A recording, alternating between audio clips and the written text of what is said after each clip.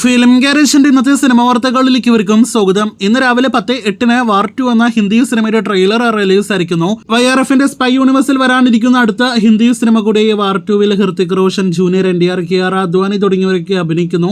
ട്രെയിലറിലേക്ക് വരികയാണെങ്കിൽ നേരത്തെ ആദ്യം പുറത്തു വന്ന ടീസറിനേക്കാൾ വളരെ ഭേദപ്പെട്ട ഒരു ട്രെയിലർ കട്ട് തന്നെയാണ് നമുക്ക് കാണാനായിട്ട് കഴിഞ്ഞിരിക്കുന്നത്. എങ്കിൽ പോലും VFXന്റെ അതിപ്രസരമുള്ള ഒരു സിനിമയാണ് YRF സിനിമ എന്ന് മനസ്സിലാക്കുന്നു. VFXന്റെ ചില പോരായ്മകൾ ഇപ്പോഴും ചില ഭാഗങ്ങളിൽ നിഴലിച്ചേക്കുന്നുണ്ട്. ആ ഭാഗം കൂടി മികച്ചതായാലാകിയ മൊത്തത്തിൽ ഒരു നല്ല സിനിമയാകും ചിത്രമെന്ന് പ്രതീക്ഷിക്കാം. 1000 കോടി കളക്ഷൻ പ്രതീക്ഷിക്കുന്ന അടുത്ത ഇന്ത്യൻ സിനിമയാണ് നിലവിൽ വാർ 2. ഓഗസ്റ്റ് 14 തിയേറ്ററുകളിലേക്ക് എത്തുന്ന സിനിമയുടെ അടുത്ത വാർത്തകൾക്ക് പ്രേക്ഷകർ കാത്തിരിക്കൂ. തമിഴിൽ നിന്നും ഇന്ന് 2 സിനിമകൾ തിയേറ്ററുകളിലേക്ക് എത്തിയിരിക്കുന്നു. 2 സിനിമകളുടെ അഭിപ്രായങ്ങളിലേക്ക് വരികയാണെങ്കിൽ മാരീസൺ എന്ന ഫഹദ് വടിവേലു സിനിമയുടെ ആദ്യ അഭിപ്രായങ്ങൾ നേരത്തെ നമ്മുടെ രണ്ടാമത്തെ ചാനലിലൂടെ പ്രേക്ഷകരെ അറിയിച്ചിരുന്നു.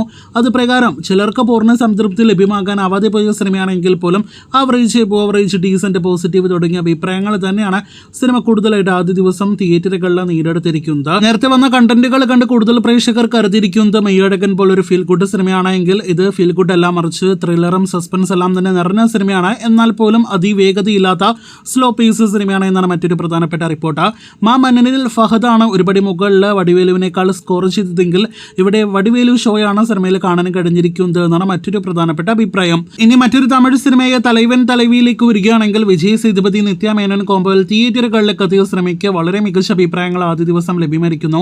എബോവറേജ് ഡീസന്റ് പോസിറ്റീവ് അഭിപ്രായങ്ങൾ ലഭ്യമായിരിക്കുകയാണ് ഈ ഫൺ ഫാമിലി ഡ്രാമ സിനിമയ്ക്ക്. മഹാരാജയ്ക്ക് ശേഷം വിജയ് സേതുപതി നായകനെത്തിയ സിനിമകളിൽ എയ്സ് എന്ന സിനിമ വളരെ നിരാശപ്പെടുത്തിയ സിനിമയാണ്.